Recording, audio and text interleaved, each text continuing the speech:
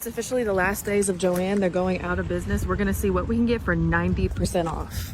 That's what I'm talking about. Okay, I thought this was closing in 1 or 2 days. These are closing in 4 days, so you still have a little bit of time. This is a Sunday before Memorial Day, and there is so much stuff left still. There was a crap ton of fabric left, so much yarn left, and the fabric deal was pretty insane. It was 80% off plus an additional 50% off that price. So you're basically getting everything for next to nothing. This really cute strawberry platter was in the trinket section for $11. That is the price after the 70% off, so everything was pretty high to begin with. They had a lot of these birdhouses, which I personally would just put some flowers in. I hate that those mirrors were so expensive. They were still $17, and look at the crazy long line. Everybody's buggies was full of fabric. This is the sale I was talking about, and there's still buckets of fabric left. They just had these boxes around the whole store. I never shopped at Joann's before, but looking at these prices, I can kind of see why they weren't doing well. Yes, that is $200 for this organizer. So even after the 70% off, it's a decent amount. There were a lot of picture frames left. This 3-piece set of decent size would be $11. So if you're looking for any new picture frames, that might be the way to go. Also, they had some wall shelves, but the wood looked really cheap. It would be $11.99 after the discount, but look at all the peeling. They had a lot of these flicker candles. They're made to look like wax candles, but they're, you know, the LED flicker kind. Originally $20 a pop.